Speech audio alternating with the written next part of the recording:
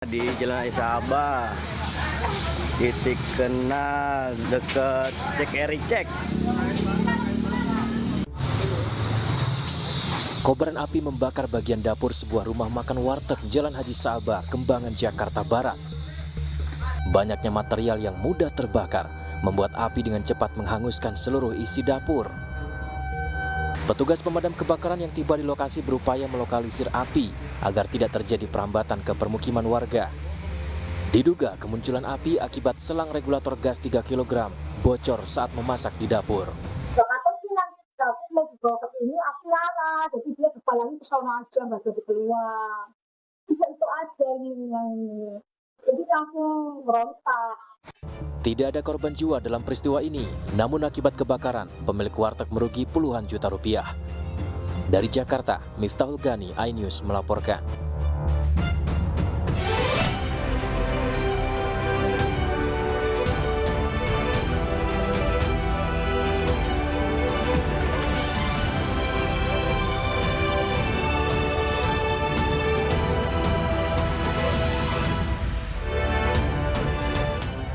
Saksi mata baru yang mengaku melihat kecelakaan motor yang ditumpangi Eki dan Vina muncul ke publik dan kasus kematian Vina serta Eki akankah terungkap?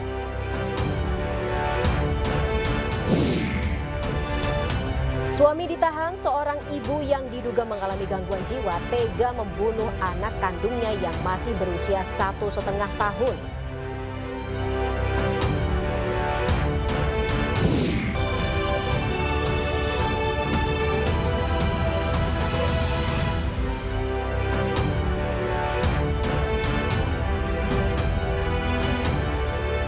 Selamat sore pemirsa, demikian tadi berita pilihan iNews sore hari ini bersama saya Fani Imaniar. Pemirsa, puluhan hektar hutan dan lahan terbakar selama 4 hari di Kabupaten Katingan, Kalimantan Tengah. Upaya yang dilakukan tim gabungan masih belum berhasil memadamkan seluruh api.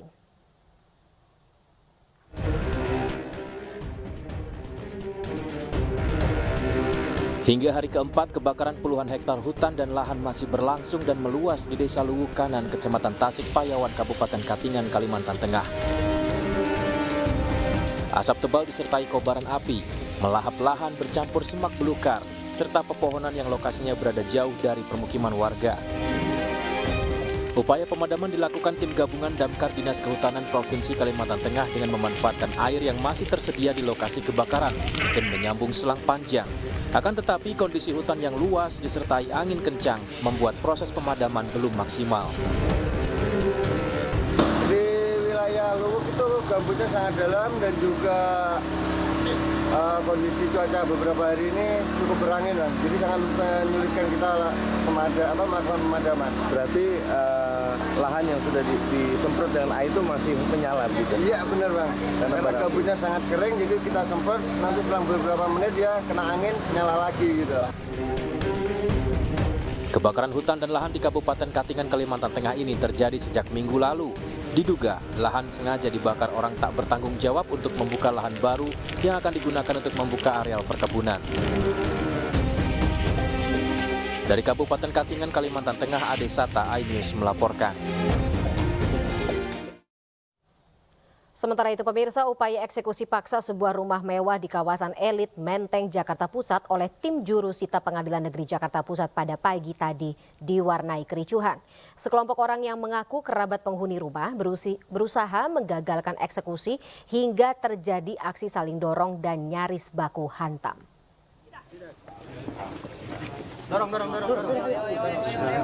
Kedatangan petugas jurusita Pengadilan Negeri Jakarta Pusat di Menteng, Jakarta Pusat diadang sekelompok orang.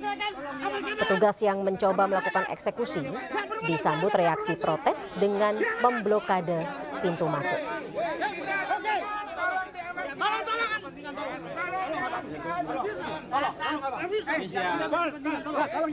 Akibatnya kericuhan pecah hingga petugas terlibat aksi saling dorong dengan sejumlah orang yang mengaku sebagai kerabat penghuni rumah. Khawatir kericuhan semakin parah, upaya eksekusi rumah akhirnya ditunda sementara. Bukan masalah itu.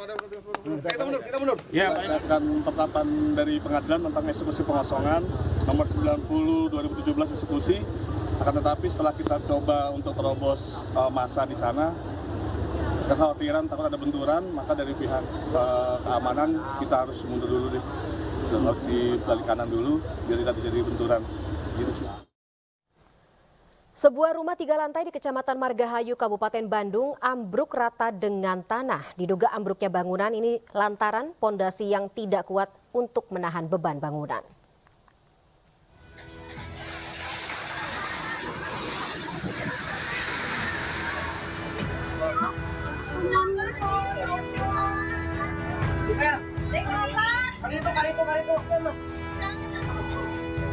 Video amatir warga merekam sebuah rumah 3 lantai yang roboh secara tiba-tiba di Kampung Cilisung, Desa Sukamenak, Kecamatan Margahayu, Kabupaten Bandung, Jawa Barat. Ambruknya rumah ini diduga karena beton penyangga tidak kuat menahan beban bangunan. Beruntung pada saat kejadian, rumah tidak berpenghuni, sementara jalan di perkampungan tersebut dalam keadaan sepi. Petugas rescue pemadam kebakaran Kabupaten Bandung yang menerima laporan langsung datang ke lokasi guna mengevakuasi puing bangunan.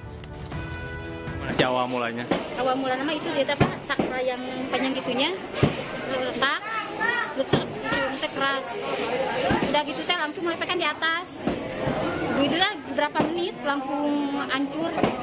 Posisi rumah ini dengan 3 tingkat dan dugaan penyebabnya sendiri kemungkinan dikonstruksi rumahnya. Adapun yang akan dilaksanakan sekarang adalah evakuasi material dari reruntuhan rumah tersebut karena menghalangi jalan. Petugas menyelidiki penyebab pasti rumah tersebut ambruk. Meski tak menelan korban jiwa, namun pemilik rumah diperkirakan menderita kerugian ratusan juta rupiah. Dari Kabupaten Bandung, Jawa Barat, Iwan Pangestu, iNews melaporkan. Permintaan meminjam ambulans ditolak pemerintah desa setempat dan jenazah seorang warga di Kabupaten Jombang, Jawa Timur terpaksa ditandu dengan berjalan kaki. Pihak keluarga mengaku tidak memiliki biaya untuk menyewa ambulans rumah sakit.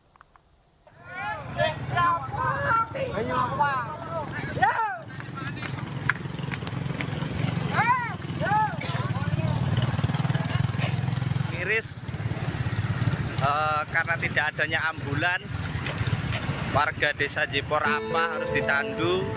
Dengan berjalan kaki, puluhan warga bergotong royong membawa jenazah Paiman 70 tahun dari desa Marmoyo, Kecamatan Kabuh, menuju rumah duka di desa Cipurapa, Jombang, Jawa Timur.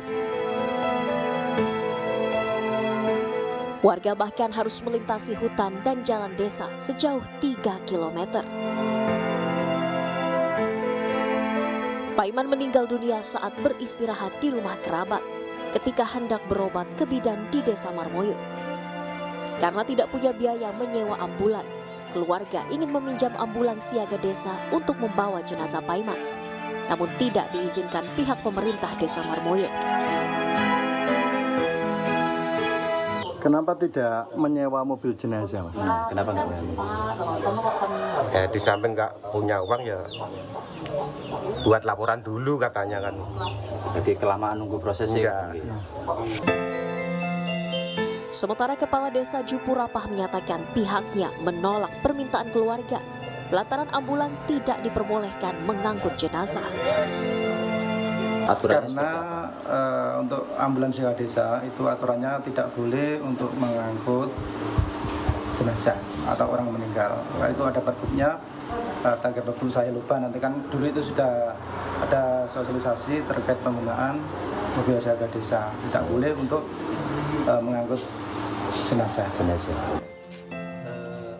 Kini jenazah Paiman telah tiba di rumah duka dan dimakamkan keluarga. Dari Jombang, Jawa Timur, Muhtar Bagus, iNews melaporkan. Kita beralih ke informasi lainnya, pemirsa. Tersangka kekerasan anak Meita Irianti diantarkan ke Rumah Sakit Polri Kramat Jati, Jakarta Timur. Meita diperiksa atas kondisi kehamilan dan kejiwaannya.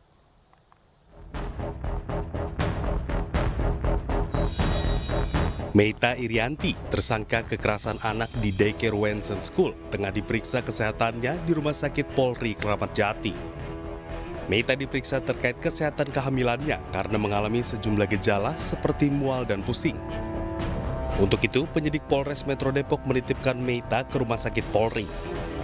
Pelaku tidak hanya diperiksa terkait kehamilannya, namun juga observasi visum kejiwaan selama 14 hari ke depan. Kemudian 1 hari kemudian masuk lagi ke sini dan kita beberapa hari kita rawat di sini. Saat ini masih dirawat di sini. Jadi kelainannya atau gangguannya ya karena hamil muda, biasalah namanya emesis gravidarum. Ya. Jadi mual, muntah, pusing. Ya, nanti kalau sudah ada perbaikan karena ini dirawat oleh rekan kita dari obstetri ginekologi, nanti kalau sudah baik kita kembalikan kepada penyidik. Setelah 14 hari dinyatakan sehat, pelaku nantinya akan kembali menjalani pemeriksaan di Polres Metro Depok. Dari Jakarta, Rizky Falufi, iNews melaporkan.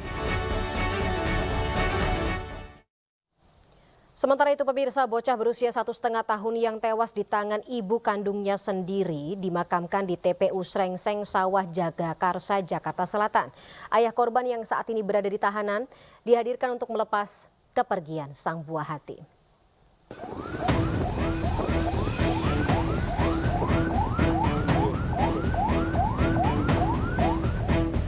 Proses pemakaman adik kecil berinisial AK yang tewas di tangan ibu kandungnya sendiri berinisial YN diwarnai isak tangis keluarga.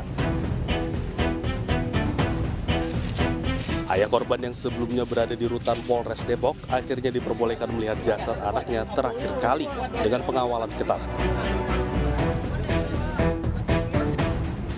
AK yang baru berusia 1,5 tahun tewas di tangan ibu kandungnya dengan cara tragis. Peristiwa tersebut terjadi di rumahnya di kawasan Srengseng Sawah, Jakarta Selatan.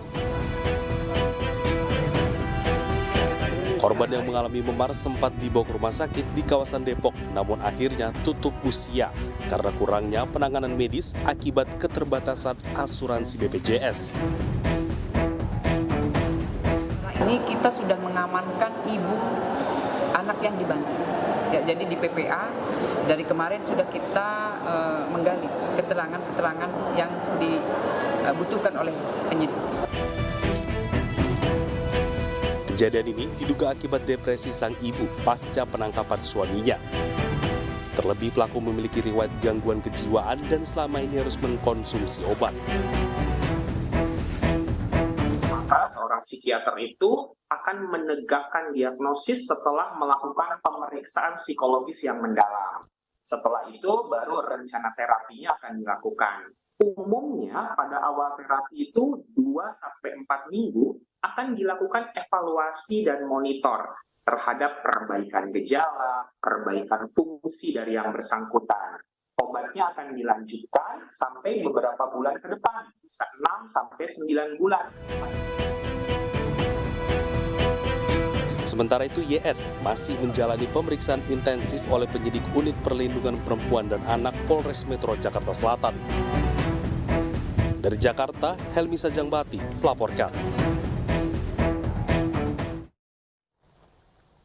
Dan untuk membahasnya lebih lanjut pemirsa, kami sudah bergabung bersama dengan AKP Nurma Dewi selaku Kasih Humas Polres Metro Jakarta Selatan. Selamat sore, Ibu.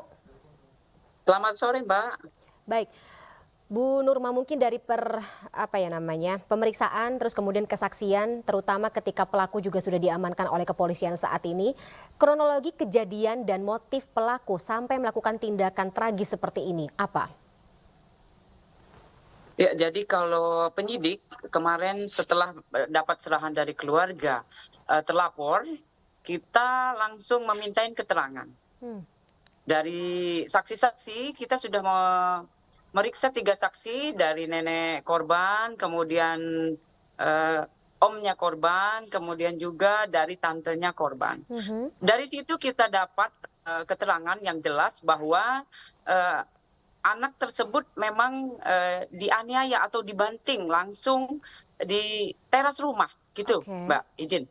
Dan langsung, mohon maaf saya harus tanya Bu Nurma, tewas di tempat? Nah itu jadi untuk sementara di bawah itu tidak sadarkan diri.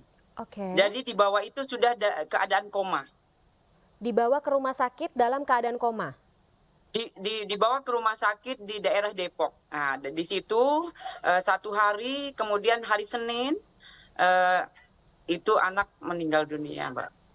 Sekiranya jam 17.00. Baik.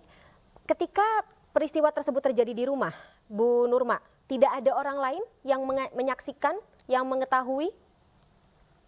Kalau dari keterangan itu dia berdua, jadi berdua, kemudian memang ibu dan anak. Hanya berdua jadi saja? Mereka berpikir hanya ibu dan anak yang tidak mungkin melakukan hal-hal yang tidak diinginkan. Gitu, Mbak. Oke. Bu Nurma, kita pindah ke peristiwa atau momen menuju ke rumah sakit. Yang mengantar ke rumah sakit siapa, Bu? Jadi dari ke rumah sakit itu keluarga. Jadi memang di situ rumahnya berdekatan. Dari keluarga, tetangga itu langsung ke rumah sakit karena memang keadaan anak tersebut sudah mengkhawatirkan, Mbak. Ketika anggota keluarga dan juga tetangga, orang-orang di sekitar sadar kondisi sang anak AK korban ini tidak sadarkan diri, bagaimana, Bu? Apakah ada yang berteriak, kemudian semuanya baru sadar dan akhirnya mengantar atau memanggil ambulans? Ya memang kalau di situ memang kayak dramatis. Jadi memang dari saksi mata yang kita lihat, setelah kejadian itu mereka melihat terus langsung membawa. Karena keadaan-keadaan itulah yang memang dari warga, kemudian tetangga, kerabat yang langsung membawa, Mbak. Karena ibu tersebut hanya berdiam, kemudian dia pikir bukan dia yang melakukan, gitu.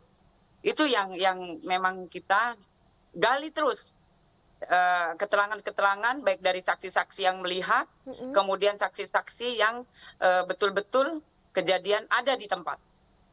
Oke, Bu Nurma, dari keterangan para saksi, tetangga, kemudian juga anggota keluarga, apakah kejadian ini baru pertama kali atau memang pelaku tercatat punya rekam jejak kekerasan atau melakukan kekerasan terhadap anak kandungnya ini? Kalau dari tetangga, memang ibu tersebut agak tertutup. Jadi memang dari tetangga juga kita mencari keterangan, tidak terlalu banyak dapat keterangan yang jelas, fakta yang ada. Tapi dari keterangan dari neneknya bahwa memang ibu tersebut ada gangguan kejiwaan sebelumnya, Mbak. Gangguan kejiwaan seperti apa? Nah, itu yang kita lihat fisiknya memang dia banyak berdiam, kemudian kita tanya, penyidik menanyakan dia hanya diam. Kemudian juga kita gali-gali terus untuk menanyakan apakah melakukan atau memang melihat atau memang waktu itu bersama dan lain-lain, tapi memang keadaannya untuk ibu tersebut diam. Oleh karena itu, Mbak, dari Polres Jakarta Selatan, terutama penyidik PPA, berinisiatif cepat membawa ke ke rumah sakit Kramat Jati untuk dicek kejiwaannya, Mbak. Gitu. Apakah juga dilakukan pendampingan mungkin dari Polwan, polisi perempuan juga, Bu Nurma? Oh iya pasti. Iya, jadi kita mendampingi, Mbak. Jadi kita mendampingi dari PPA itu mendampingi ke rumah sakit Kramat Jati untuk cek kesehatan. Kemudian selama 14 hari itu mohon izin ini kita cek terus, Mbak. PPA terus mendampingi, Mbak. Oke, kita kembali lagi, Bu, ke kondisi korban AK. Apakah sudah dilakukan autopsi atau visum dari dokter? Apa yang menyebabkan korban meninggal dunia? Ya, betul. Jadi setelah kejadian itu kemudian sudah meninggal dunia, kita akan otopsi, tapi dari keluarga tidak berkenan. Jadi kita minta untuk persetujuan tidak diotopsi, Mbak. Atas alasan apa, Bu, tidak mau dilakukan autopsi? Nah, itu dari keluarga mungkin kita juga paham, mungkin mereka lebih paham karena kejadian yang melihat itu ibunya sendiri dan lain-lain, mungkin pertimbangannya itu kita nanti cek lagi, Mbak, kita gali lagi, Mbak. Baik. Kenapa bisa terjadi atau memang tidak boleh di otopsi, Mbak. Baik, Bu Nurma, saya ingin bertanya lagi terkait dengan kesaksian dari orang-orang di sekitar ibu maksud kami ibu kandung sebagai pelaku dan juga AK sebagai korban, sang anak. Bagaimana keseharian mereka selama ini? Apakah atau sudah lama terlihat adanya ketidaknormalan, ya gangguan yang akhirnya memperlihatkan ada ketidaknormalan dalam proses pengasuhan anak, atau seperti apa keseharian yang mungkin sebenarnya selama ini dilihat oleh warga tidak biasa, tapi karena tertutupnya pelaku tidak pernah ada yang mengajak bicara atau mungkin melakukan sesuatu yang bisa mencegah kejadian seperti ini. Iya betul. Jadi Mbak, mereka hanya melihat dari luar karena memang untuk terlapor atau ibu kandung sendiri itu pola pengasuhannya ada di ibu. Jadi untuk mereka yang kiri kanan tidak berani untuk mengambil inisiatif apapun karena memang di situ statusnya kan ibu kandung. Itu Mbak. Oke. Gangguan kejiwaan ini apakah juga sudah ada keterangan penyebabnya apa, depresi mungkin disebabkan oleh apa? Jadi kita semua digali Mbak. Jadi kita semua minta keterangan-keterangan yang jelas, ya kan. Kemudian dari semuanya itu kita melihat dari ada riwayat kejiwaan satu. Kemudian juga dari mungkin di media yang lain sudah jelas dari suaminya juga ada tersandung kasus di Polres di Jakarta. Jadi betul, suami pelaku Bu Irma, suami pelaku pernah atau sedang ditahan atas kasus penggelapan mobil itu betul? Betul. Jadi memang kalau itu memang silahkan nanti bertanya langsung ke Polres Depok. Itu Mbak. Tapi memang keadaannya sekarang suaminya ada di Polres Depok untuk melaksanakan hukumannya, Mbak. Mohon izin. Baik. Bu AKP Nurmadewi, terima kasih sebelumnya atas waktunya untuk menjawab pertanyaan kami dalam My News sore hari ini. Salam sehat selalu Bu, kita jumpa lagi lain kesempatan. Selamat sore. Pemirsa, dukungan Kim Plus untuk Ridwan Kamil sekaligus memunculkan wacana lawan kotak kosong di Pilkada Jakarta. Sesaat lagi informasinya kami hadirkan, pemirsa.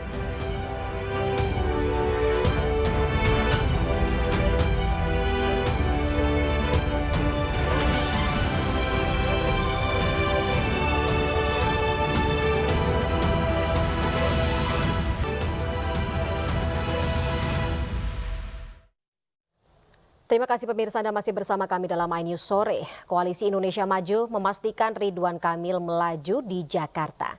Kaisang Pangarep siap bila dipasangkan dengan Kang Emil melawan dominasi Anies Baswedan.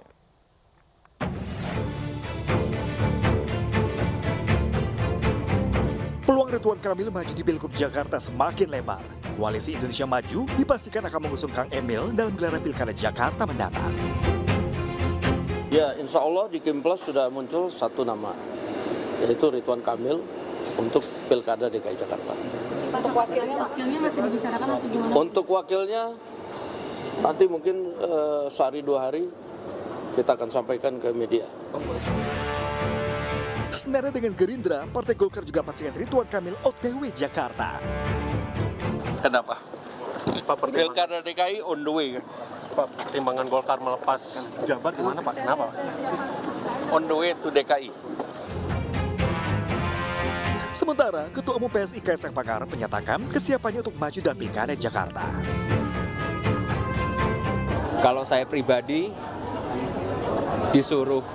diminta untuk bisa nanti oleh masyarakat untuk maju ke Pilkada, melawan Pak Anies saya berani, melawan Pak Ridwan Kamil pun saya berani. Hingga kini, kontestasi pilkada di Jakarta masih dirajai oleh 3 tokoh utama. Ridwan Kamil pun diprediksi bisa menjadi kuda hitam melawan dominasi Anies Baswedan dan Basuki Cahayapurnama atau Ahok. Tim Liputan News melaporkan.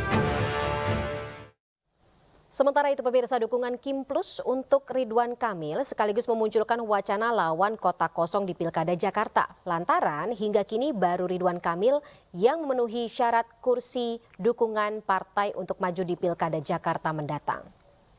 Kita dapat presiden terpilih Nah, itu dari Partai Gerindra. Skenario kota kosong di Pilkada Jakarta tak lepas dari pergerakan sejumlah partai politik yang mulai merapat ke koalisi Indonesia Maju.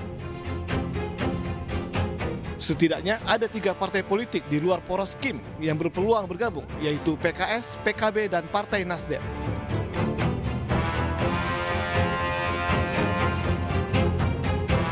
Sinyal retaknya Partai Nasdem terlihat dari statement bendahara partai, Ahmad Saroni. Ia menyatakan ada kemungkinan Nasdem tidak mendaftarkan Anies ke KPU. Sementara sinyal bergabungnya PKB dan PKS terlihat dalam pernyataan kedua pimpinan partai dalam Mukernas PKB. Oleh karena itu, saya kira untuk Pak Dasko khususnya dan Gerindra, ajak-ajaklah PKS.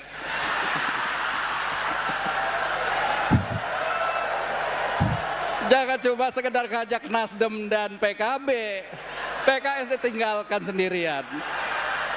Terima kasih atas ajakan Pak Dasko. Semua siap bersama-sama Pak Dasko dan Pak Prabowo di masa yang akan datang. PKS don't worry. Saya juga ikut mendaftarkan. Ajak juga PKS Pak Dasko untuk bareng-bareng. Meski kemudian dibantah, namun peluang bersatunya ketiga partai ke Kim Plus masih terbuka. PKS yang telah mengusung duet Anies Sohibul Iman pun terancam batal mengusung pasangan ini bila tidak mendapatkan tambahan dukungan partai. Sementara PDI Perjuangan hingga kini masih belum menentukan calonnya. Untuk maju dalam Pilkada Jakarta, pasangan calon harus memiliki dukungan minimal 22 kursi DPRD. Sementara PKS hanya memiliki 18 kursi. Sedangkan PDI Perjuangan hanya 15 kursi. Tim Liputan iNews melaporkan. Sinyal partai pendukung Anies Baswedan akan bergabung ke koalisi pemerintah terlihat dalam acara Mukernas PKB. PKS dan PKB melempar kode kepada Gerindra untuk diajak masuk dalam koalisi pemerintah. Alhamdulillah kita dapat presiden terpilih, nah itu dari Partai Gerindra.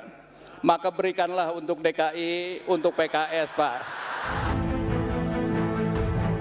Rayuan ini dilontarkan oleh PKS dalam acara Mukernas PKB. PKS juga memberi kode untuk diajak bergabung dengan koalisi pemerintah. Oleh karena itu, saya kira untuk Pak Dasko khususnya dan Gerindra, ajak-ajaklah PKS.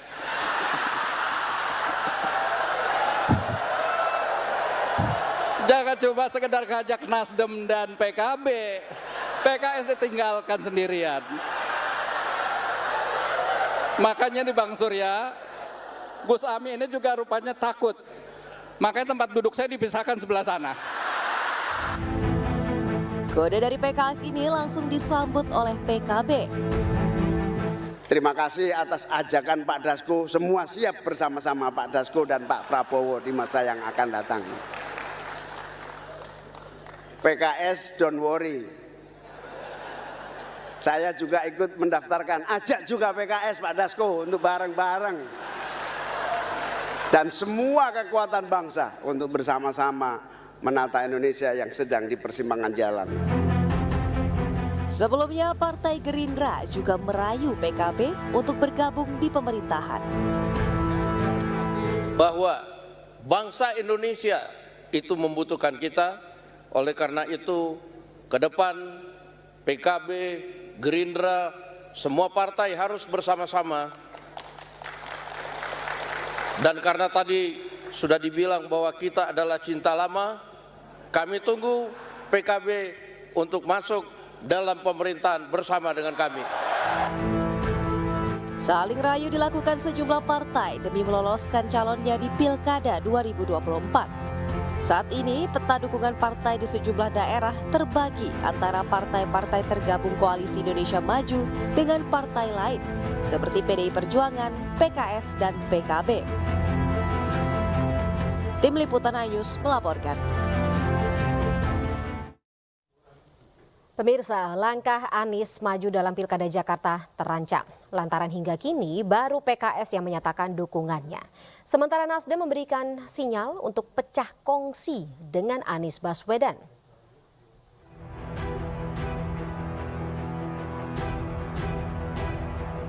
Anies Baswedan yang saat ini telah kantongi dukungan dari PKS dan Nasdem harus waspada. Lantaran hingga kini Partai Nasdem masih belum memberikan surat rekomendasi untuk Anies. Bahkan bendahara Partai Nasdem Ahmad Sahroni menyatakan ada kemungkinan Nasdem tidak mendaftarkan Anies ke KPU.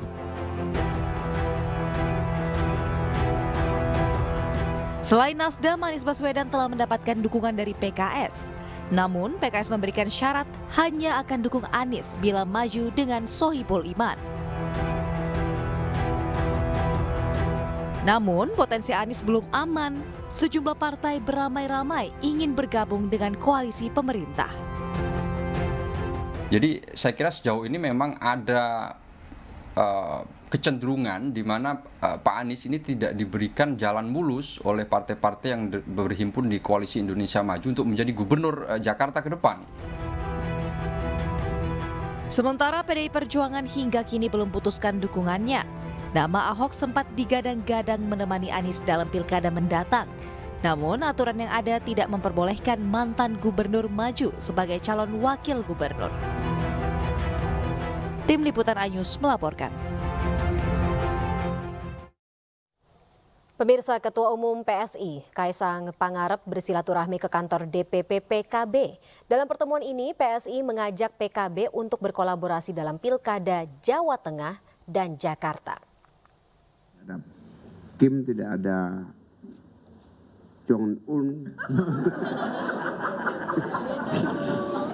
tidak ada Jong-ul, nggak ada Kim Jong, yang kimchi nggak ada. Safari politik Ketua Umum PSI Kaisang Pangarep berlanjut. Kali ini Kaisang mengunjungi DPP PKB. Kaisang yang datang mengenakan sarung disambut hangat oleh Ketua Umum PKB Muhaimin Iskandar. Pertemuan keduanya menghasilkan kerjasama pilkada di sejumlah daerah. Saya berharap PSI bisa berkolaborasi lagi nanti di Jawa Tengah maupun di DKI. Ketua Umum PKB menyatakan kerjasama antara kedua partai di Jakarta menunggu Kaisang salah istikharah. Nah, begitu juga PKB. Pada dasarnya PKB menginginkan kerjasama dimanapun dengan PSI. Soal nanti jodoh kayak apa itu ada prosesnya. Saat ini Kaisang berpotensi maju dalam gelaran Pilkada di Jawa Tengah dan Jakarta.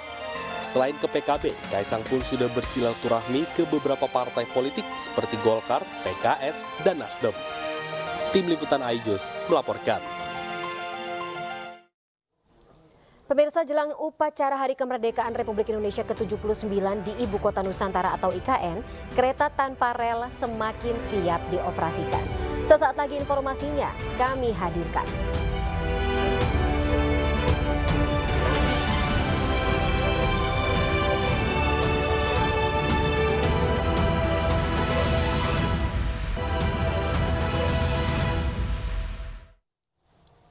Pemirsa, PT MNC Capital Indonesia Tbk (BCAP) menandatangani nota kesepahaman kerjasama dengan PT Bank Pembangunan Daerah Jawa Barat dan Banten Tbk atau Bank BJB.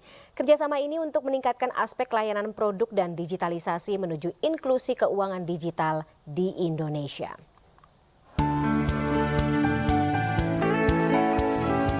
PT MNC Capital Indonesia Tbk resmi menjalin kerjasama dengan PT Bank Pembangunan Daerah Jawa Barat dan Banten Tbk atau Bank BJB. Digelar di Ballroom T Tower Bank BJB Jakarta Selatan, penandatanganan kerjasama disaksikan langsung Eksekutif Chairman MNC Group Haritanu Sudibyo dan Direktur Utama Bank BJB Yudi Renaldi. Kerjasama kedua perusahaan ini menyepakati peningkatan layanan BJB melalui aspek layanan produk dan digital. Sejumlah unit bisnis dari PT MNC Capital Indonesia Tbk diharapkan membantu kemudahan financial service hingga menuju keuangan digital yang inklusif.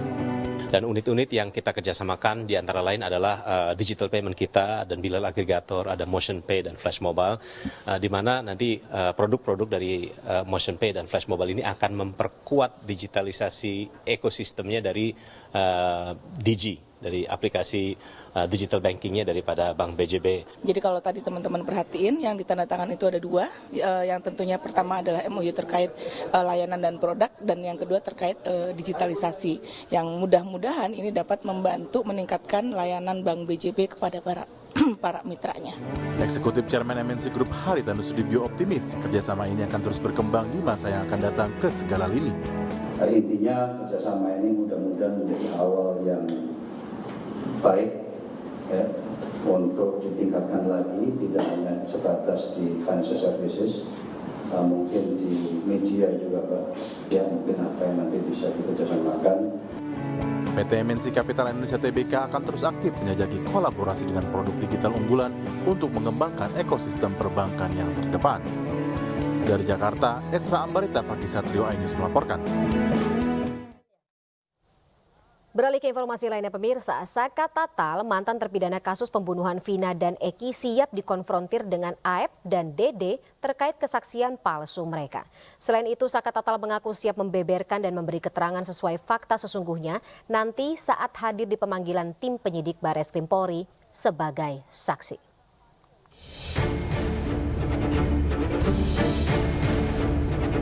Saka Tatal, mantan terpidana kasus pembunuhan Vina dan Eki yang sudah divonis 8 tahun penjara, akan menjalani pemeriksaan yang dilakukan tim penyidik Barreskrim Polri dalam kasus kesaksian palsu Aep dan Dede.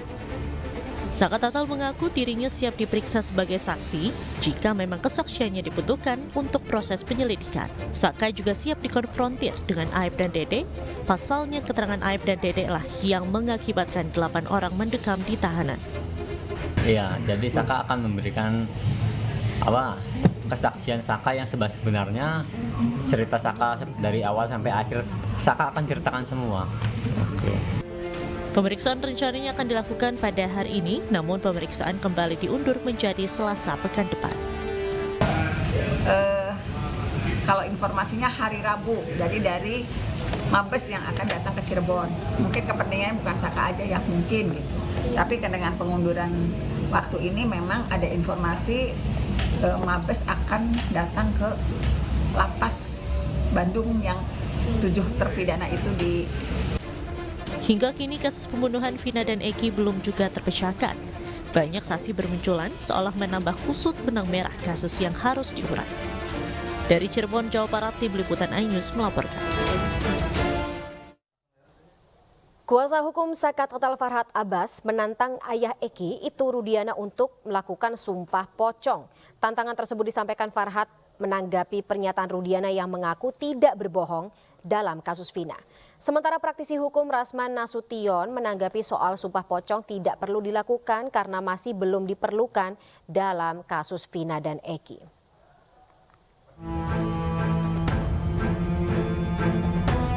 Kuasa hukum Saka Tatal Farhad Abbas menantang ayah Eki, Ibtu Rudiana, untuk sumpah pocong. Tantangan itu disampaikan Farhad menanggapi pernyataan Rudiana yang mengaku tidak berbohong di kasus Vina. Sementara Ibtu Rudiana menyatakan siap sumpah pocong atau sumpah apapun untuk membuktikan bahwa dirinya tidak berbohong dalam kasus kematian Vina dan Eki. Saya sumpah pocong mau, sumpah apapun mau, artinya yang meninggal adalah anak saya. Anak yang saya didik dari kecil, yang saya rawat dari kecil. Demi agama yang Bapak percaya? Betul. Demi Allah gitu? Demi Allah. 7 turunan saya mati semua Bang, kalau saya bohong. Menanggapi soal sumpah pocong, praktisi hukum Rasman Nasution menyebut belum perlu melakukan hal tersebut. Karena ini ranah hukum, maka gunakanlah cara-cara sesuai hukum. Yang tentunya juga ditanggapi pedas oleh Farhad Abbas, kuasa hukum Saka Tatal.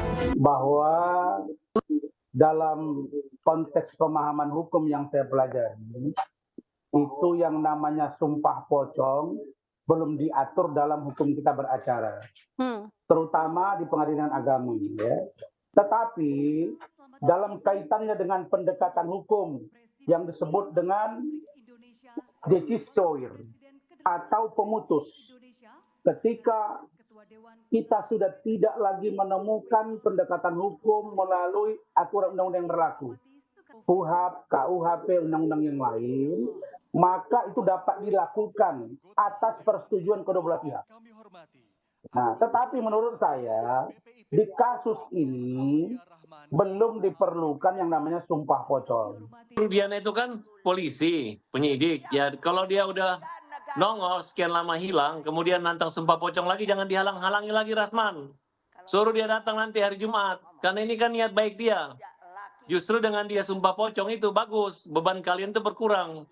Karena kalian lebih membela diri dari Rudiana membela sendiri. Orang yang nggak ada waktu itu kalian bela mati-matian.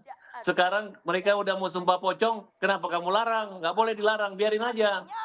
Dan sumpah pocong itu juga bukan berarti orang jadi pocong. Atau itu hanya, kalau nggak menggunakan seragam pocong nggak apa-apa, datang aja ke masjid. Kita disumpah, sumpah muhabalah. Kemudian menyatakan bahwa apabila kebohongan itu lebih baik dapat laknatullah. Diazab kan, dan Saka siap. Nah sekarang Rudiana udah menantang kita, kenapa dihalangi, kenapa dianggap tidak perlu. Silakan datang gitu, karena omongan itu dilakukan di depan konvensi pers gitu. Justru kalau dia udah menantang, kita mau datang, tiba-tiba dia dihalangi, justru kita bingung gitu. Nah, jadi luruskan aja, jadi enak kan, polisi juga tidak terganggu. Rudiana kan bicara secara pribadi. Karena kita nggak menyuruh Kapolri atau Kapolda yang sumpah pocong, tapi dia yang minta menantang sumpah pocong dan siap. Rencananya sumpah pocong Saka Tatal dan Ibtu Rudiana akan dilaksanakan pada Jumat 9 Agustus mendatang. Tim Liputan iNews melaporkan. Kasus pembunuhan Vina dan Eki pemirsa hingga kini belum juga terpecahkan. Bahkan dalam perkembangan terbaru juga menyebut selama ini ponsel milik Vina tidak pernah dibuka. Berikut wawancara Aiman Wicaksono bersama psikolog forensik Reza Indragiri dalam program Rakyat Bersuara. Jadi kita pantas bertanya. Betul ya, nomornya nomor itu aja ya, dua itu aja. Ya, di bukti ekstraksi data nomornya. Tidak ada nomor lain, hanya dua nomor handphone itu. Tidak ada bukti, tidak ada nomor-nomor Sudirman dan Saka Tatal, apalagi atau siapapun yang memperbincangkan tentang. Jadi kalau dibuka, Anda meyakini betul itu isinya adalah rencana pernikahan antara Hadi dan pacarnya. Sehingga bukan rencana pembunuhan seperti yang ada dalam berkas. Bukan. Lalu kenapa ditulis seperti itu dan apa tujuannya? Apa kecurigaan Anda? Berarti kuat dugaan saya, isi halaman 65 tentang konon SMS antara Sudirman dan Saka Tatal adalah informasi rekaan belaka. Yang diperoleh barangkali dengan cara-cara intimidasi kah itu, iming-iming kah itu, deception atau tipu muslihat kah itu, intinya isi halaman 65 adalah mengandalkan pada keterangan. Dan itu semua dijadikan bahan pertimbangan putusan hakim. Tepat. Sayang beribu sayang, isi halaman 65 tentang konon SMS tersebut itulah yang dijadikan pertimbangan oleh hakim untuk memutus benar adanya sudah terjadi pembunuhan berencana. Padahal tidak ada bukti komunikasi elektroniknya. Ini kalau benar fatal sekali, nanti saya tanyakan kepada Pak Rianto dan juga. Karena itu saya katakan, tidak semata-mata handphone Hadi dan pacarnya yang semestinya diekstrak oleh Polda Jabar. Tapi seluruh gawai para tersangka, ditambah lagi dengan gawai kedua korban, juga harus dapat perlakuan yang sama. Diekstrak sehingga kita peroleh informasi serinci-rincinya tentang siapa dengan siapa, berkomunikasi tentang apa, pada jam, menit, detik keberapa. Baru 2 nomor handphone Anda sudah menemukan kejanggalan yang luar biasa. Sehingga Anda menyimpulkan ketika semua dibuka, maka hasilnya akan berbeda dengan putusan 3 pengadilan. Betul. Anda yakin, sekali lagi saya menanyakan, Anda yakin dengan jawaban Anda? Nalar keilmuan saya membuat saya yakin untuk mengatakan kalau bukti komunikasi elektronik serinci-rincinya ditemukan lalu dibuka ke ruang hukum, maka sekali lagi, simpulan kita tentang kasus Cirebon 2016 akan berubah dan nasib para terpidana akan berbalik arah. Dari terpidana seumur hidup menjadi manusia bebas merdeka. Dari terpidana seumur hidup. Pitra Romadoni, pengacara Ibtu Rudiana mengungkap foto Eki dan Vina Cirebon yang belum pernah diperlihatkan ke muka publik. Pitra yakin Vina dan Eki merupakan korban pembunuhan sadis. Sementara Farhad Abbas membantah terjadinya pembunuhan dan yakin Eki dan Vina tewas karena kecelakaan tunggal. Foto yang kemudian Anda mau tunjukkan bahwa ini sebenarnya apa yang disampaikan ini kan seolah menyatakan bahwa ini kecelakaan kok. kecelakaan tunggal, sudah selesai. Kenapa bisa jadi pembunuhan dan sebagainya? Anda punya fakta soal itu? Jawab Bu Titin dan teman-teman lainnya, saya ingin menyampaikan ada gium hukum di sini. Dormiun aliguando leges nunguam moriuntur, yang artinya hukum terkadang tidur, tetapi hukum tidak akan pernah mati. Jadi walaupun selama ini tidur dan ada yang menggoreng opini ini kecelakaan, ya. Menggoreng opini Anda kata? Iya, menggoreng-goreng opini ini adalah kecelakaan sehingga bla bla bla, silahkan saja. Akan tetapi pada malam hari ini eksklusif saya kasih kepada Bung Aiman terkait dengan sepeda motor almarhum Eki dan helm almarhum Eki. Ini saya perlihatkan ini.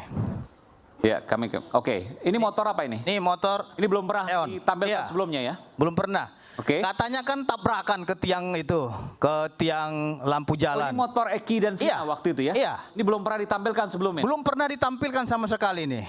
Oke. Jadi motor ini ya yang katanya itu kecelakaan. Kalau kita berpikir secara logika, kalau memang dia melakukan tubrukan ataupun tabrakan di lampu jalan itu, pasti ada yang pecah ini atau hancur. Di situ kita tidak lihat ada yang hancur atau pecah dari depannya. Di Kan gitu. spakbor agak bengkok sedikit Iya, ya? cuma itu aja. Oke. Jadi terus yang kedua, helmnya bisa dilihat. Helm, oke. Nah, itu helmnya masih ada kacanya itu. Terus ada tulisan di situ, Eki apa gitu. Ini helm Eki? Iya, Eki apa, itu yang dipakai di situ. Artinya apa? Kita berpikir logika sajalah. Dengan luka-luka yang begitu parah yang dialami oleh almarhum. Mohon maaf Bung Aiman, ini tangan kanannya ini patah dan ini jatuhnya luar biasa ke bawah, rosot. Terus rahang atas, rahang bawah itu patah. Giginya itu sudah bergeser. Patah juga. Terus ini tengkorak atasnya ini sudah lembek. Gitu loh, sudah lembek. Artinya ya, ini lengan patah bahunya tuh. nih. Lengan baunya itu. Berarti kalau memang itu tabrakan, sudah kencang ini larinya itu. Sampai baunya ini patah ini ke bawah turun. Nah, tapi itu masih ada video-video, foto-foto lainnya yang kita punya bukti. Tapi saya tidak akan tampilkan itu karena itu untuk proses penyidikan. Artinya apa? Jangan terlalu dini kita menyimpulkan sesuatu hal kecelakaan. Karena sudah ada putusan pengadilan. Baik, yang artinya itu bohong. Bohong apa aja bohong? Kok bohong? Itu sudah ditampilkan Ini kami punya motornya kok. Gitu loh. Gambar motornya ada, jelas. Ini mayatnya ada berapa gambar cacat. Nih. Itu di pengadilan ada. Apa yang mau Jadi ini disampaikan adalah novum kami. Harusnya kan jaksa membantah, jaksa nggak pernah Ini membantah. lihat nih, sama motor terdakwa juga ada di sini nih. Motor, misal motor dulu. Lecet, ini lecet. Gitu loh. Ini lecet, ini darah, ini helm. Artinya bandingkan dengan kecelakaan yang ada. Saya akan menjelaskan kecelakaan itu luar biasa keterangan kali. ahli forensik kami. Apa penyebab Ini luka? masih Saya bisa serahkan. Tunggu dulu, ini masih kesempatan saya untuk berbicara. Foto motor, foto mayat, dan foto Eki maupun Pintu kita jadikan novum kita. Dan jaksa dalam jawabannya hanya mengatakan itu sudah pernah, tapi tidak menunjukkan bukti. Jadi saya pastikan itu gambar tidak sesuai. Kalau mereka berani hadir, harusnya jaksa hadirkan juga Rudiana, hadirkan laka lalu lintas, harus hadirkan pada saat kita melanjutkan peninjauan kembali untuk mereka membantah, bukan asal menampilkan gambar motor. Oke, saya jelaskan. Pada saat itu kami menghadirkan saksi dokter ahli forensik. Jelas kok ditanya kenapa bisa patah gitu tanpa ada lebam. Jawabannya gampang, bahwa itu terjadi karena ada benturan yang keras gitu. Tidak mungkin dilakukan oleh kayu atau tangan manusia.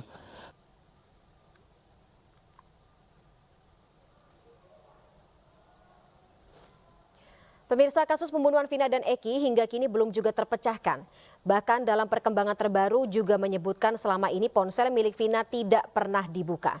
Berikut wawancara Aiman Wicaksono bersama psikolog forensik Reza Indragiri dalam program Rakyat Bersuara.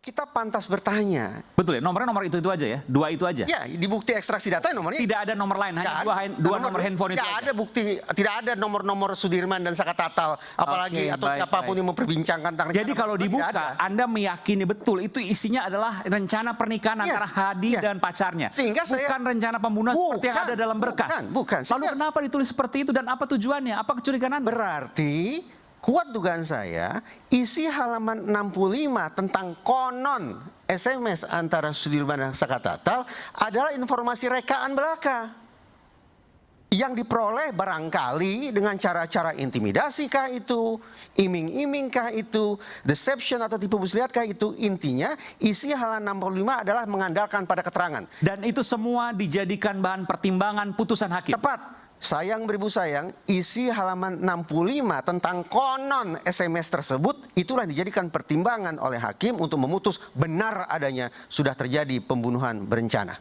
Padahal tidak ada bukti komunikasi elektroniknya. Ini kalau benar fatal sekali. Nanti saya tanyakan kepada Pak Arianto dan juga. Karena itu saya katakan tidak semata-mata handphone Hadi dan pacarnya yang semestinya diekstrak oleh Polda Jabar. Tapi seluruh gawai para tersangka, ditambah lagi dengan gawai kedua korban, juga harus dapat perlakuan yang sama. Diekstrak sehingga kita peroleh informasi serinci-rincinya tentang siapa dengan siapa, berkomunikasi tentang apa, pada jam, menit, detik keberapa. Baru 2 nomor handphone Anda sudah menemukan kejanggalan yang luar biasa. Sehingga Anda menyimpulkan ketika semua dibuka, maka hasilnya akan berbeda dengan putusan 3 pengadilan. Betul. Seandainya Anda yakin, sekali lagi saya menanyakan, Anda yakin dengan jawaban Anda? Nalar keilmuan saya membuat saya yakin untuk mengatakan kalau bukti komunikasi elektronik serinci-rincinya ditemukan lalu dibuka ke ruang hukum, maka sekali lagi, simpulan kita tentang kasus Cirebon 2016 akan berubah dan nasib para terpidana akan berbalik arah. Dari terpidana seumur hidup menjadi manusia bebas merdeka. Dari terpidana seumur hidup menjadi manusia bebas murni. Kita akan bahas lebih dalam pemirsa. Saat ini kita sudah terhubung dengan kuasa hukum Ibtu Rudiana, Ria Hoiriah Irsyadi. Dan nanti kita juga akan bergabung bersama dengan psikolog forensik Reza Indragiri. Saya sapa terlebih dahulu Ibu Ria, selamat malam. Selamat malam. Baik. Pak Reza, semua pemirsa. Bu Ria, mungkin ada tanggapan tersendiri atau Ibtu Rudiana sudah akan menanggapi terkait dengan munculnya banyak kesaksian-kesaksian baru, tidak hanya yang diwawancara oleh awak media tetapi juga yang muncul di media sosial, podcast-podcast di YouTube seperti itu? Ya, kalau kami selaku kuasa hukum, kita berbicara itu kan berdasarkan fakta putusan yang sudah kita pelajari. Karena kita tidak bisa membuat fakta baru. Jadi kalaupun ada muncul-muncul, ada pemberitaan, apakah itu ada kebenarannya atau tidak, itu kan sudah kemarin kan diuji oleh Sakatatal di PK. Tentu kan sebagai bukti baru. Nah, tapi bagaimana nanti bukti baru itu dipertimbangkan apakah betul atau tidak. Seharusnya begini ya, pada saat persidangan tingkat awal itu, kan Yudeks pasti harusnya pihak-pihak yang terkait di situ ya kan harusnya bisa membuktikan, apalagi sebagai lawyernya harus pertanyakan dong ini diminta kepada jaksa, itu kan bisa dimintakan pada saat itu. Tapi ini sudah proses sampai tingkat banding, tingkat kasasi, terus luar biasa. Bu Ria, mohon maaf saya potong, Bu Ria. Oki pemilik bengkel, kemudian Adi Haryadi Musafir asal Kudus Jateng, dan Ismail dari Bekasi yang sekarang lagi viral nih dalam kesaksiannya terkait dengan dugaan bahwa pada tanggal 27 Agustus 2016 itu adalah kecelakaan, pernah atau tidak masuk dalam penyidikan yang dilakukan oleh klien Anda di tahun 2016? Ya, di dalam berkas perkara yang sudah diberikan berdasarkan putus itu memang saksi-saksi itu tidak ada. Nah, tapi kan kalau seandainya itu kan kemarin sudah ada proses PK. Tentu kalau memang itu ada fakta baru kan bisa diajukan. Nah, tapi tidak bisa dong kalau kita berbicara melalui media seperti ini bahwa dia berkata dia menemukan. Kenapa pada saat itu tidak hadir? Nah, pada itu tidak dihadirkan juga sebagai nopum atau saksi yang memang betul melihat. Nah, itu kalau menurut saya itu ada kejanggalan luar biasa juga. Apa maksudnya kami juga tidak tahu. Kami berpedoman. Masuk kejahatan luar biasa ya, Bu Ria? Iya, karena begini. Kan itu sudah ada prosesnya ya. Kalau di pengadilan tingkat PN, kalau tidak benar lagi udah pasti lagi, diuji lagi. Nah, sekarang diuji lagi. Nah, hadirkan pada itu. Kita kan berbicara hukum. Tentu pembuktiannya hukum. Nah, kita tidak bisa mereka-reka atau membuat bukti baru nggak bisa. Nah, kita berpedoman pada putusan yang sudah ada. Kalaupun itu salah, kan ada lagi pengujiannya. Tingkat PK yang kemarin diajukan oleh Sakatatal. Nah, itu aja kalau membuat fakta-fakta baru yang tidak bisa lagi kalau kami begitu. Itu fakta yang sebenarnya seperti itu. Itu aja. Kalau dari perspektif Anda, Bang Reza, melihat fakta-fakta baru seperti ini apakah cukup kuat untuk dijadikan novum atau bukti baru? Saya konsisten ya, ingin mengatakan bahwa sejak awal saya orang yang menilai negatif apabila pengungkapan kasus terlalu mengandalkan pada keterangan. Baik itu keterangan saksi maupun keterangan tersangka. Oleh karena itu, betapapun pada waktu-waktu belakangan ini bermunculan sekian banyak saksi-saksi baru, orang-orang yang mengaku melihatkah itu, berkomunikasikah itu, dan seterusnya terkait peristiwa Cirebon 2016, maka saya harus konsekuen mengatakan bahwa saksi-saksi yang baru bermunculan ini pun saya pertanyakan validitasnya.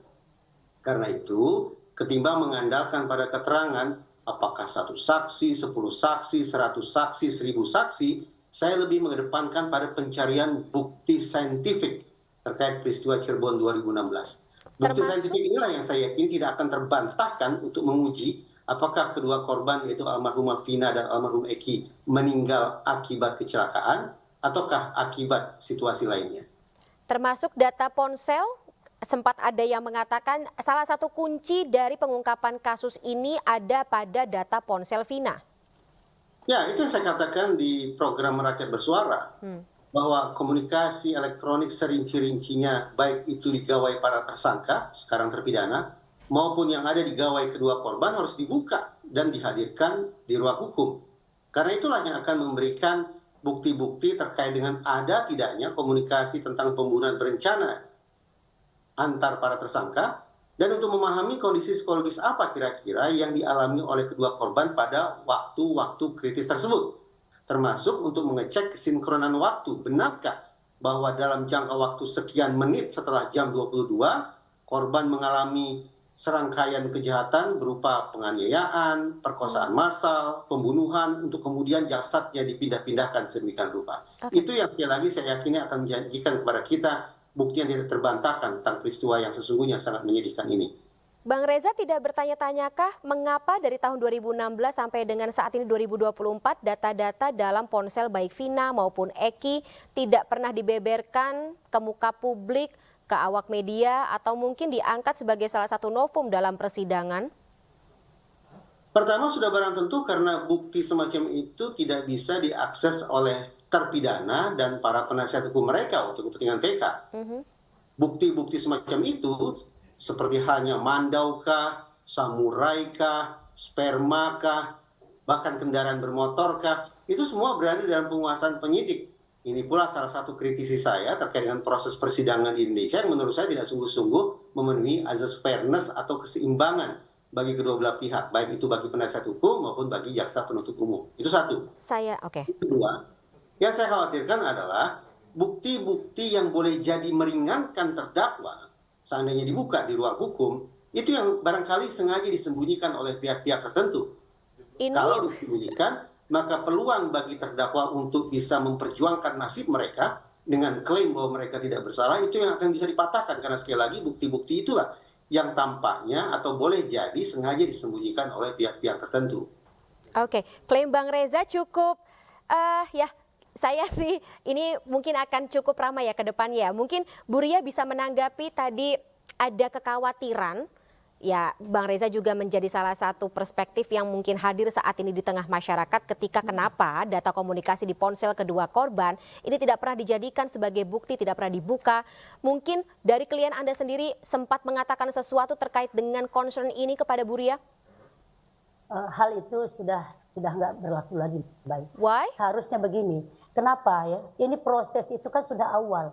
Seharusnya juga sebagai lawyer, sebagai jeli pada saat persidangan. Kalau saya membela pembunuhan, apa dibilang Pak Reza itu benar. Saya minta data-data forensik psikologi segala macam harusnya ada. Dan hanya memang ada di situ cuman forensik aja mengenai bahwa terjadinya bahwa di situ ada benda tumpul, di situ ada sperma, cuman hal tapi tidak berdasarkan jeli. Tapi tidak bisa lagi Mbak diuji di sini. Kita ngomong apa, Pak Reza bicara apa, mestinya pada saat persidangan awal, kalau enggak pengadilan tinggi bisa. Tetapi kalau sudah sekarang PK kemarin harus diajukan kalau memang itu ada. Nah, masalah keterangan saksi yang simpasiur saya itu kurang meyakinin Mbak. Kenapa? Seharusnya dari awal persidangan itu sudah bisa dihadirkan saksi-saksi yang meringankan, ya kan mereka bersidang. ya kan mestinya waktu di kepolisian dia bisa dihadirkan saksi yang meringankan. Kenapa baru sekarang bicara sana sini tapi tidak ada kejelasan? Ya, kalau sekarang hukum saja kita nggak bisa lagi berdebat terus sampai kapan berdebat seperti ini? Tapi debat kusir. Nah sekarang Pak Reza bilang kan kalau memang itu bisa dibuktikan itu upaya hukum luar biasa kemarin yang lain-lain itu bisa ditampilkan, bisa diajukan. Tapi kalau untuk kepentingan penyidikan ya Pak ya persidangan kan undang-undang informatika itu bisa dimintakan kepada penyidik. Tidak salah itu sekarang kalau memang diperlukan.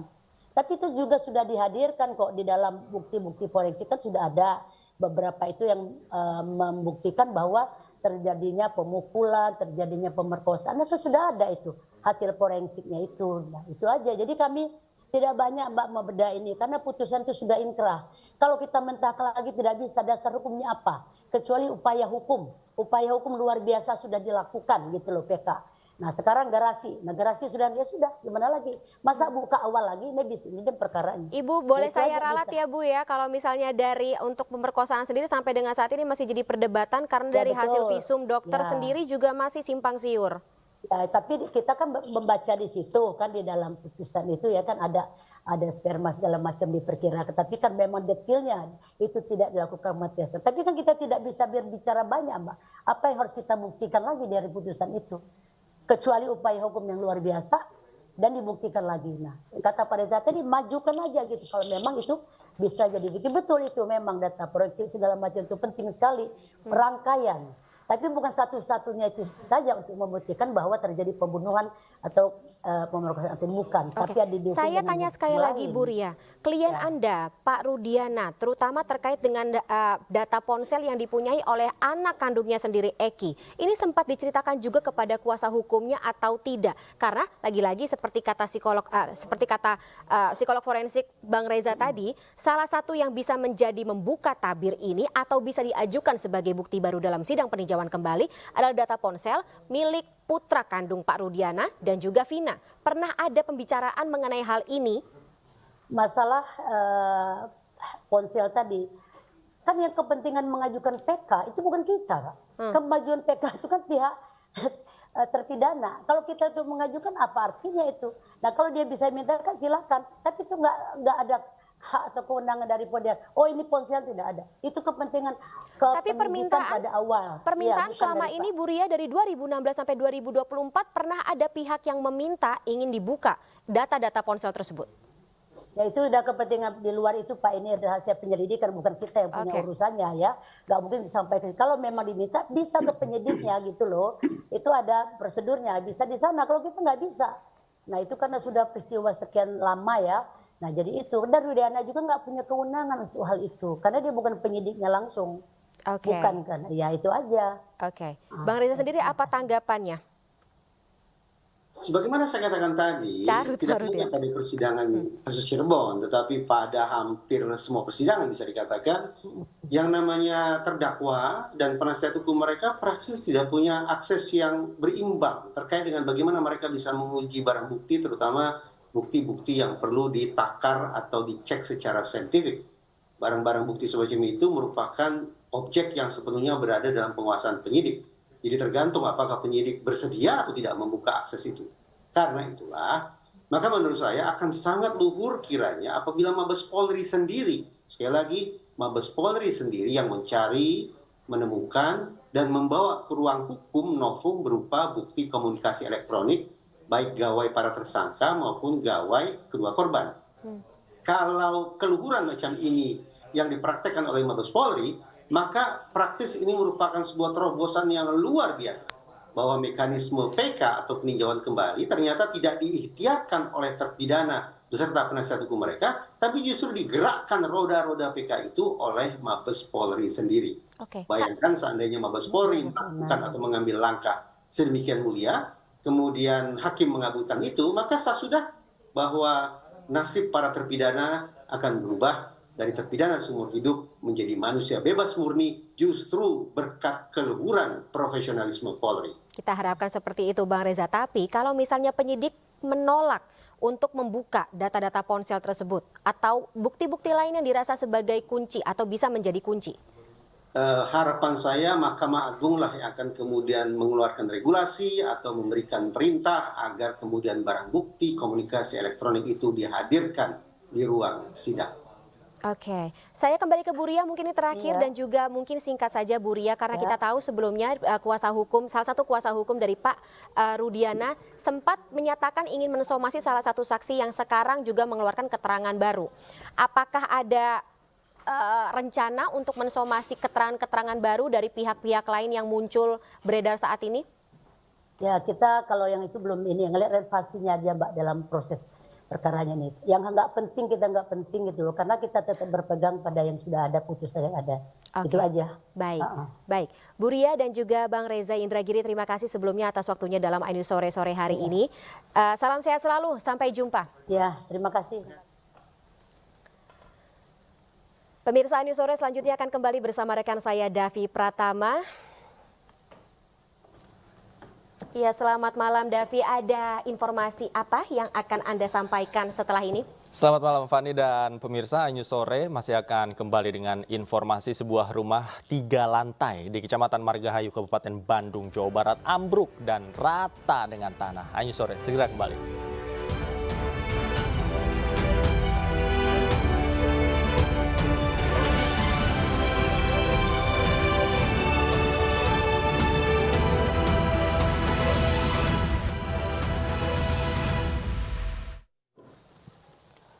Sebuah rumah 3 lantai di Kecamatan Margahayu, Kabupaten Bandung ambruk rata dengan tanah. Diduga ambruknya bangunan lantaran pondasi yang tidak kuat menahan beban bangunan.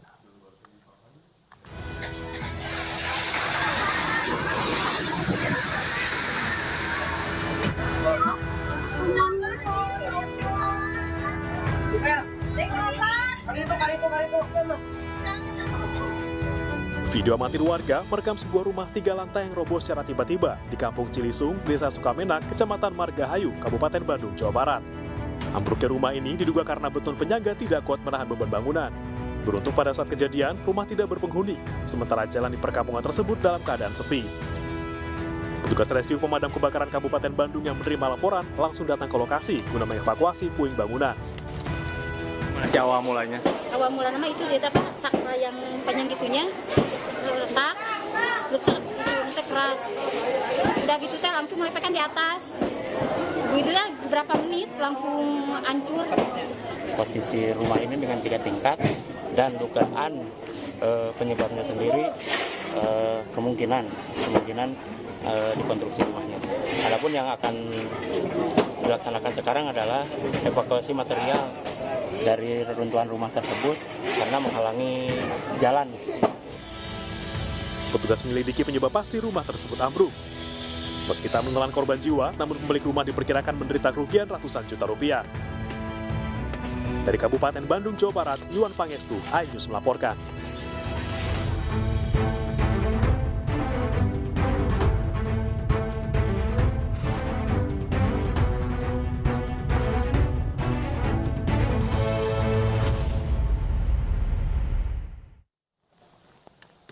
Pemirsa, Menko Polhukam Hadi Cahyanto sore ini meninjau kesiapan Istana Negara Nusantara di Ibu Kota Negara IKN. Hadi Cahyanto baru saja meninjau secara langsung kesiapan Istana Negara Nusantara di Ibu Kota Negara IKN. iNews mendapatkan kesempatan eksklusif bersama Menko Polhukam masuk ke dalam Istana Negara Nusantara dan melihat sejumlah ruangan yang ada di sana. Pada kesempatan ini Hadi Cahyanto menjelaskan beberapa bagian istana kepada iNews dan juga mendapat update informasi dari Dirjen Cipta Karya Diana Kusumastuti. Beberapa tempat, beberapa sudut saja yang mungkin perlu. Langitnya bagus sekali, Pak. Langit bagus sekali ini, lihat tuh. Iya. Nggak ikut. Jadi terakhir Bapak ke... Saya bulan Maret. Bulan Maret masih belum seperti ini, belum. Ini progresnya luar biasa. Salam Pak Enggar, Pak ya. Oke. Salam. Lebih dari 90%. Kita lihat lapangan upacaranya, kemudian lihat ini pelatarannya juga sudah selesai. Kemudian hanya beberapa tempat, beberapa sudut saja yang mungkin perlu finishing. Iya, perlu diselesaikan. Mungkin hanya kurang berapa persen. Tapi namun ini udah lebih dari 90%. Kita lihat dari sini. Tanah Garuda. Ya. Kemudian ini Garuda ini yang terpasang. Ya. Kemudian bendera untuk nanti pengibaran bendera pusaka. Ya. Kemudian bendera yang di ujung sana. Ini satu terus sampai titik 0. Ini satu garis. Satu garis ya? Satu garis. Kalau kita lihat kan udah semuanya sudah 100%. Ya. Kalau untuk tempat upacaranya sendiri, termasuk Istana Garuda. Ya. Pak, jarak dari sebelum provinsi, namun sekarang provinsi menjadi 38. Jadi pada saat itu kan provinsi masih 34 ya. kita bangun ini. Oke, Pak. Jadi simbol yang kokoh 34 provinsi ada di sini. Dan yang mengerjakan orang-orang Marmar dari mana? Ya. Marmar. Manur dari Indonesia. Indonesia juga. Ujung Pandang. Ujung Pandang. Oh iya, ya Ujung Pandang memang bagus. Iya. Iya. Marmar Ujung Pandang. Ini serat. Perawatannya lebih mudah nih kalau serat ini. Iya. Dan kita nggak repaint ya. Repaint. Nggak. Bukan ya. Bukan seperti wallpaper, bukan? Iya.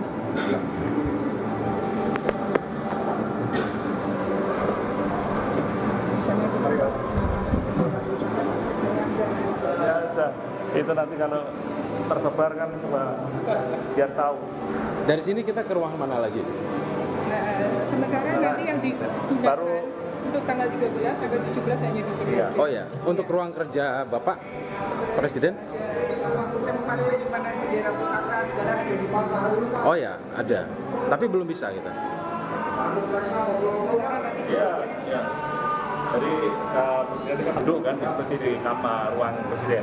Itu ada di? Itu di Istana Garuda. Oh, di Istana Garuda. Oh iya iya iya. Itu di Istana Garuda. Ya. Jadi Istana Garuda itu adalah kantor untuk presiden, sedangkan Istana Negara ini ada di sini untuk menerima tamu-tamu negara. Semua kegiatan presiden.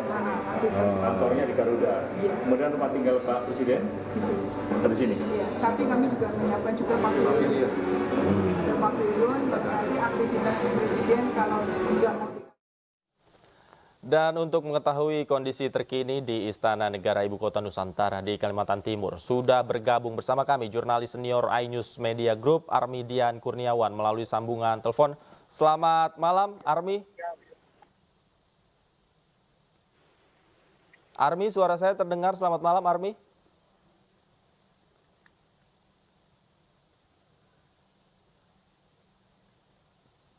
Armi, selamat malam. Ya, suara Anda terdengar jelas, Davi. Oke, tadi Anda mendapatkan kesempatan eksklusif masuk bersama Menko Polhukam ke dalam Istana Negara di IKN. Bisa diceritakan seperti apa dalamnya, Armi? Sekitar 2 jam lalu, Menko Polhukam Hadi Cahyanto berkesempatan untuk IKN. Dan beliau juga menunjukkan bagian pelataran.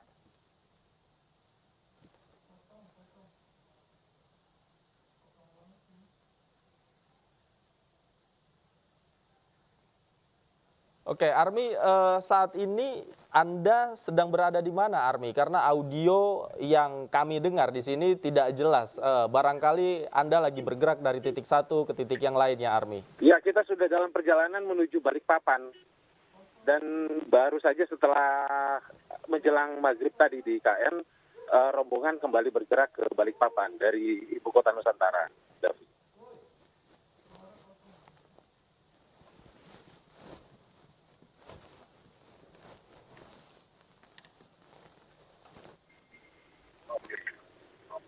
Oke, tadi Anda berkesempatan untuk melihat ruangan apa saja, Armi, bersama Menko Polhukam?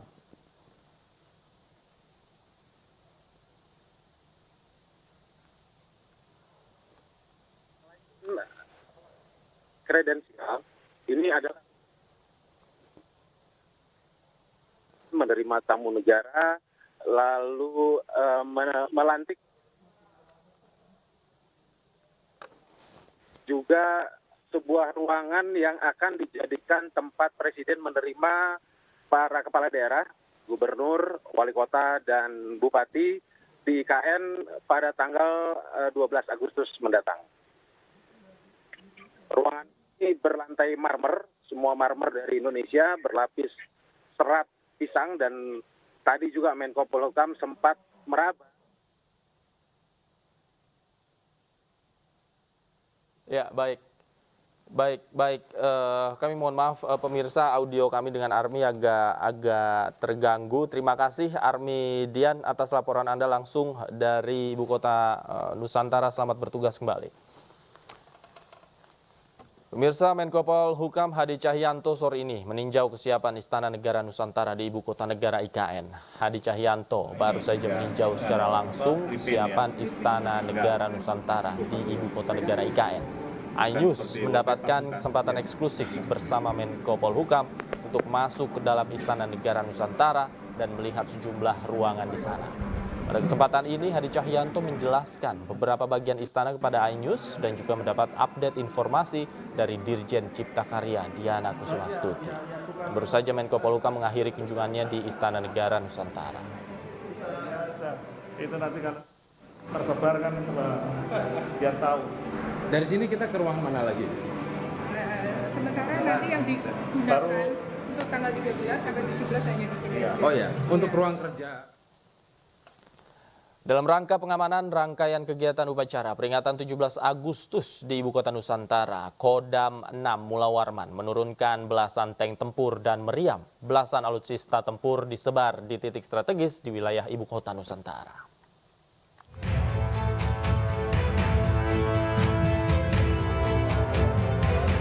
Belasan alutsista tempur akan disebar di titik strategis wilayah Ibu Kota Nusantara dalam rangka pengamanan rangkaian kegiatan upacara peringatan 17 Agustus mendatang. Alutsista tempur yang dikerahkan diantaranya 3 tank tempur Harimau, 7 rantis Komodo, serta 6 meriam yang berasal dari berbagai satuan di bawah komando Kodam 6 Mula Warman. 16 alutsista dari TNI Angkatan Darat ini akan mulai dimobilisasi ke IKN pada 10 Agustus untuk melakukan pengamanan selama 2 pekan ke depan. Alutsista ini rencana akan mulai inset nanti pertengahan Agustus ini. Jadi untuk mengantisipasi mulai pergerakan pasukan, kemudian rangkaian tamu-tamu undangan, sampai nanti kurang lebih akhir Agustus baru mereka kembali. Selain mengerahkan alutsista tempur, lebih dari 3.000 personil gabungan TNI Polri juga akan dikerahkan dalam pengamanan. Dari Balikpapan, Kalimantan Timur, Mukmin Aziz, iNews melaporkan.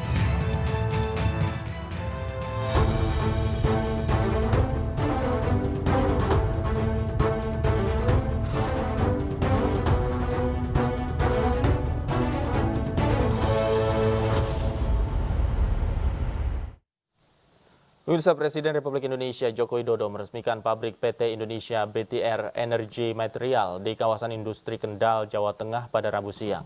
Pabrik ini merupakan pabrik anoda baterai lithium-ion terbesar kedua di dunia dengan capaian kapasitas produksi hingga 80.000 ton per tahun. Presiden RI Joko Widodo bersama sejumlah Menteri Kabinet Indonesia Maju tiba di pabrik PT Indonesia BTR Energy Material Kendal, Jawa Tengah. Presiden dan rombongan melihat secara langsung kondisi pabrik hingga tahapan produksi anoda baterai litium. Sebelumnya PT Indonesia BTR Energy Material merampungkan pembangunan pabrik tahap pertama dalam waktu 10 bulan. Hal ini seiring dengan adanya penandatanganan perjanjian di Beijing, China pada Oktober 2023 tentang pelaksanaan investasi di Indonesia. Dalam kesempatan ini, Jokowi berpendapat bahwa negara cepat akan mengalahkan negara yang lambat dan Indonesia sudah menjadi negara cepat.